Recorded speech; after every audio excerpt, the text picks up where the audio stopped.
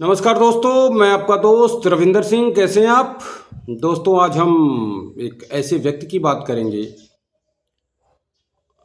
जिसको मूर्खों का सरदार कहें शुरू में तो अतिशयोक्ति नहीं होगी, और वही व्यक्ति बाद में चल के महान ग्रंथों की रचना करता है और उसका नाम इतिहास के पन्नों में दर्ज हो जाता है। यस, मैं बात कर रहा हूँ कालिदास जी की। कालिदास नाम उनका कैसे पड़ा? वो माँ काली के पुजारी थे, इसलिए उनका नाम जो है कालिदास पड़ गया। अगर उनके जीवन के शुरुआती दौर की बात करें तो इनके माता पिता नहीं थे, और किसी ग्वाले ने इनका पालन पोषण किया। तो वहाँ गायें थी, उसको चराते, उसका दूध निकालते, यही दिनचर्या थी। और देखने में हट्टे कट्टे खूबसूरत थे। और एक दिन कुछ विद्वान जा रहे थे और देखा कि ये बालक जिस डाल पे बैठा है वही डाल जो है काट रहा है। उसको पता नहीं कि कटेगा तो इससे मैं नीचे गिरूंगा, इतना दिमाग नहीं। अब वो भी विद्योत्तमा से बेइज्जत हुए पड़े थे। शास्त्रार्थ में विद्योत्तमा ने उनको हरा दिया था। तो उन सब ने मिल के एक योजना बनाई थी कि इसका जो है हम शादी एक महामूर्ख आदमी से कराएंगे। तो बोले अब इससे महामूर्ख आदमी हमको दुनिया में नहीं मिलेगा, जिसकी हम खोज करें तो हमें मिल गया। तो उसको उन्होंने इशारे से बुलाया नीचे और उनसे पूछा कि शादी करोगे? मंदबुद्धि बालक था, बोला हाँ शादी के नाम पे खुश हो गया। बोला लेकिन तुम्हें कुछ बोलना नहीं होगा, तुम्हें इशारों में बात करना होगा, बाकी हम संभाल लेंगे। अब लेके गए, जो विद्योत्तमा राजकुमारी थी उसके सामने शास्त्रार्थ शुरू हुआ। तो उन्होंने इसको बता रखा था कि ये बहुत बड़े पंडित जी हैं, ये इनका मौन व्रत चल रहा है तो बोलेंगे नहीं कुछ। अब शुरू हुआ तो इशारों इशारों में बात होगी। विद्योत्तमा ने इनको एक अंगुली दिखाई। अब ये समझी क्या उसको कि शायद मेरी एक आंख फोड़ने की बात करे, तो उन्होंने दो दिखाई कि मैं तुम्हारी दोनों फोड़ दूंगा। अब उसको जो पंडित जी देखते, जो विद्वान थे, उन्होंने इस तरह से कहा, विद्योत्तमा ने कहा मैं कह रहा हूँ कि ईश्वर एक है। तो बोली हाँ ठीक है, ये भी यही कह रहे हैं कि ईश्वर एक है, लेकिन उसके दो रूप हैं, एक साकार है एक निराकार है। चलिए कालिदास जी जीत गए।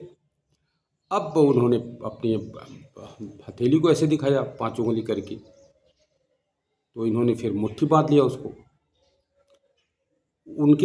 उसने इन्होंने सोचा कालिदास ने कि वो मुझे थप्पड़ मारने की बात करे, तो उन्होंने कहा मैं तुम्हें मुक्के से मारूंगा। अब उसके कहने का मतलब था विद्योत्तमा के कि छित जल पावक गगन समीरा, पंच तत्व अधम समीरा शरीरा। तो ये 5 तत्वों से मिलकर हमारा शरीर बना है, सब शरीर की ब्रह्मांड सब रचना हुई है। तो विद्वानों ने उसको कैसे डिफाइन किया? विद्वानों ने कहा कि हाँ, पांचों तत्व अगर अलग अलग होते हैं तो किसी चीज़ की रचना नहीं होती है।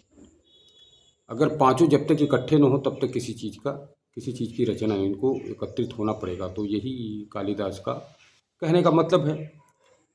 अब वो हार गई, उनकी शादी हो गई है, हंसी खुशी घर आई।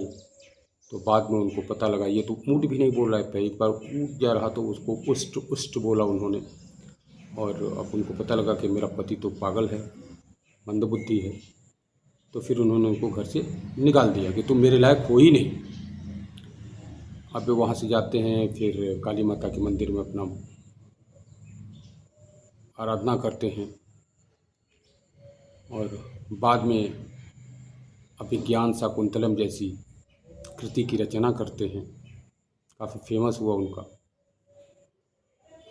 शिव महापुराण, और बहुत सी काव्यों की रचना की। तो हुआ कैसे एक मंदबुद्धि आदमी जो है इतना महान बन गया? वो बीबी का उसको जो ताना पड़ा, जो विद्योत्तमा ने उनको ताना दिया, घर से निकाला, तो फिर इनका अहं जाग गया। और फिर ये उस चीज़ को, अपनी बेइज्जती को नहीं सहन कर पाए, और मन में ठान लिया कि कुछ बड़ा करके दिखाऊंगा, कुछ बड़ा करूंगा। तो दोस्तों कहने का मतलब ये है कि अगर एक पागल व्यक्ति, ऐसा पागल व्यक्ति, पागल भी होगा तो उसको पता है कि जिस डाल पे बैठे हैं उसको नहीं काटना चाहिए, लेकिन अगर इतना बड़ा पागल आदमी हो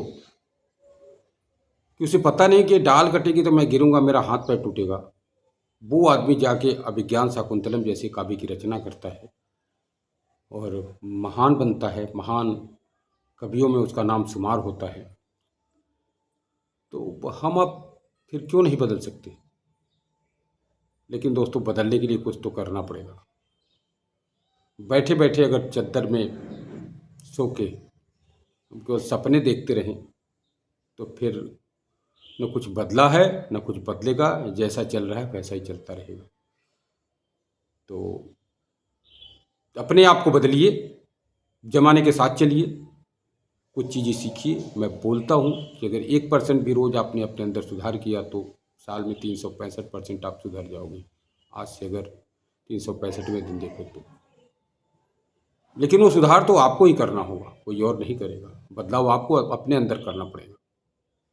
तो धन्यवाद, आज के लिए इतना ही।